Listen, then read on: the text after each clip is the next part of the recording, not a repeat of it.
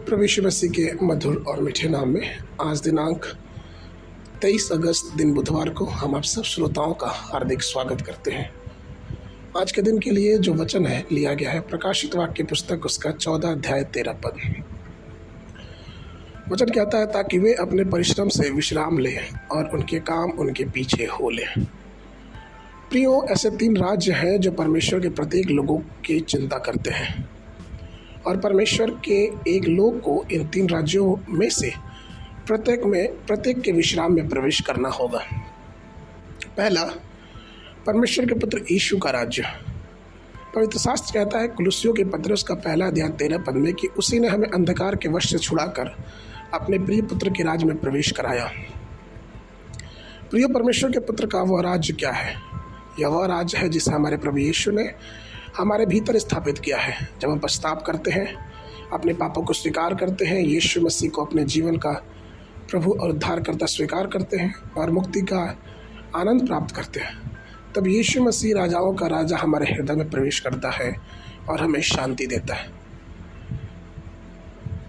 और जब हम हमारे अंदर परमेश्वर की शांति और अनुग्रह विश्राम हमारे हृदय में वास करता है तो हम पाप से दूर हो जाते हैं और इस तरह से परमेश्वर का राज्य हमारे जीवन में आता और हम प्रभु में विश्राम पाते हैं।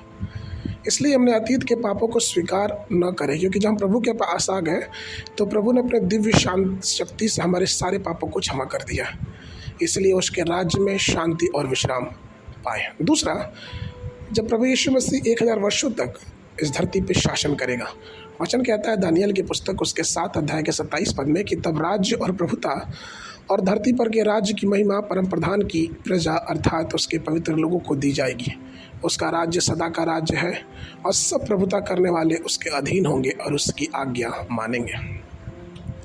मसीह का एक शासन काल होगा जो 1000 वर्ष तक रहेगा, जिसमें हम विश्राम पाएंगे। उन दिनों में ऐसा होगा कि शायद शैतान कि कोई भी बात इसमें नहीं होगी। इस प्रकार का वृत्तांत हमको यशायाह नबी की पुस्तक उसके 11 अध्याय 6 से 7 पद और 9 पद में मिलता है कि उस समय भेड़िया भेड़ के बच्चे के साथ रहेगा, चीता बकरी के साथ रहेगा, छोटा बच्चा जवान शेर के साथ खेलेगा और छोटा बच्चा अगुवाई करेगा। जब इस पदों को पढ़ते हैं तो हम इस बात को पाते हैं कि उस समय शांति और विश्राम होगी, क्योंकि यहोवा का राज्य होगा, क्योंकि प्रभु यीशु मसीह 1000 वर्षों तक राज्य करेगा।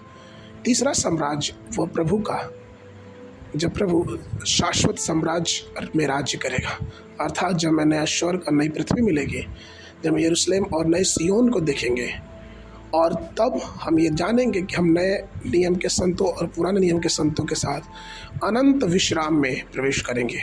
वह अनंत विश्राम कितना ही महिमामय होगा। इसलिए आइए उस विश्राम के दिनों के लिए अपने जीवन को तैयार करें और प्रभु की महिमा इस धरती पे करते रहें, ताकि आने वाले दिनों में प्रभु के साम्राज्य में भी हम उसके नाम की महिमा कर सकें।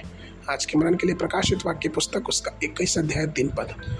देखो, परमेश्वर का डेरा मनुष्य के बीच में है और वह उनके साथ निवास करेगा और वे उसके लोग होंगे। परमेश्वर आप ही उनके साथ रहेगा और उनका परमेश्वर ठहरेगा।